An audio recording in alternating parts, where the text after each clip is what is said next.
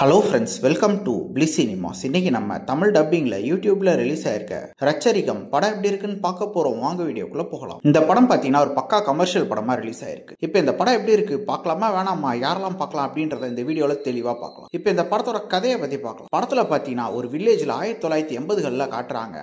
அங்க ஒரு ஃபேமிலி, அவங்க ஃபேமிலியில பாத்தீங்கன்னா பெண் குழந்தைகள் பிறந்தாலே அவங்கள கொன்றுவாங்க. இந்த மாதிரி சிச்சுவேஷன்ல நம்ம ஹீரோயின் பிறக்குறாங்க. பிறக்கும் போது அவங்க அப்பாக்கு சீட்டு கிடைச்சது, அதாவது பொலிட்டிக்கல்ல சீட்டு கிடைச்சது அப்படின்றதுனால அந்த பொண்ணை கொல்லாம விட்டுறாங்க. அதுக்கப்புறம் அவங்களுக்கு ஒரு தம்பியும் பிறக்கும். நம்ம ஹீரோயின் வளர்ந்து காலேஜுக்கும் போயிடுறாங்க. அங்க நம்ம ஹீரோவை பார்த்து லவ்வும் பண்ண ஆரம்பிக்கிறாங்க. ஆனா அது இவங்க வீட்டுக்கு தெரிஞ்சு அந்த லவ்வை பிரிச்சு இவங்களை வேற ஒருத்தனுக்கு கல்யாணமும் பண்ணி வச்சிடறாங்க. அதுக்கப்புறம் நம்ம ஹீரோயின் இவங்களெல்லாம் பழி வாங்கறதுக்காக கலையறங்குறாங்க. அதுக்காக அவங்க என்னெல்லாம் பண்றாங்க, கடைசியில் என்னதான் ஆச்சு அப்படின்றது தான் இந்த படத்தோட மொத்த கதையே. இப்போ இந்த படத்தோட பாசிட்டிவ் நெகட்டிவ் பத்தி பார்க்கலாம். பாசிட்டிவ், தமிழ் டப்பிங் ரொம்ப நீட்டா லிப்சிங் கூட பண்ணி கொடுத்துருக்காங்க. ஸ்டோரி பிளாட் வைஸ் பார்க்கும்போது ஒரு யூஷுவலான ஸ்டோரி பிளாட் தான். அதை முடிஞ்சாலும் எங்கேஜியா கொடுக்க ட்ரை பண்ணியிருக்காங்க. பெர்ஃபார்மன்ஸ் வைஸ் பார்க்கும்போது படத்தில் நடிச்சிருக்க ஒவ்வொருத்தருமே நீட்டான பெர்ஃபார்மன்ஸே கொடுத்துருக்காங்கன்னு சொல்லலாம். ஒரு ராவான கமர்ஷியல் படம் எப்படி இருக்கணுமோ அதுக்கு உண்டான எல்லா கேட்டகரியும் உள்ள போட்டு வச்சிருக்காங்க. படத்தில் வர ஃபைட் எல்லாம் அல்டிமேட்டா இருக்குன்னே சொல்லலாம். ரத்தம் தெறிக்க எடுத்திருக்காங்க. அங்கங்க வர லவ் போர்ஷன்ஸும் ரொம்ப நீட்டாக ஒர்க் அவுட் ஆயிருக்கு. கேரக்டர் ரேட்டிங் வைஸ் பார்த்தீங்கன்னா யார் கேரக்டருமே பெருசா எழுதல, யாரோடய மிங்கிலா உட்காந்து படத்தை பார்க்க முடியல. சினிமோட்டோகிராஃபில் ரொம்ப அல்டிமேட்டாவே பண்ணியிருக்காங்கன்னு சொல்லலாம். 1980கள்ல ஒரு ஏரியா எப்படி இருக்கும் அப்படின்றத ரொம்ப நீட்டாவே காமிச்சிருக்காங்க. அதுக்கேற்ற மாதிரி ஆர்ட் டிசைன் ஒர்க்கும் பக்காவா பண்ணி கொடுத்துருக்காங்க. சவுண்ட் எஃபெக்ட்ஸ், பிஜிஎம் எல்லாமே நல்லாவே இருக்கு. ஸ்கிரீன் பிளேஸ் பார்த்தீங்கன்னா பெருசா இன்ட்ரெஸ்டிங்கா இல்ல. ஒரு ராவான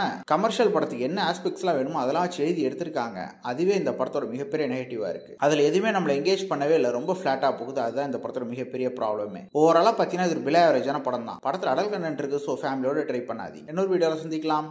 தேங்க்யூ.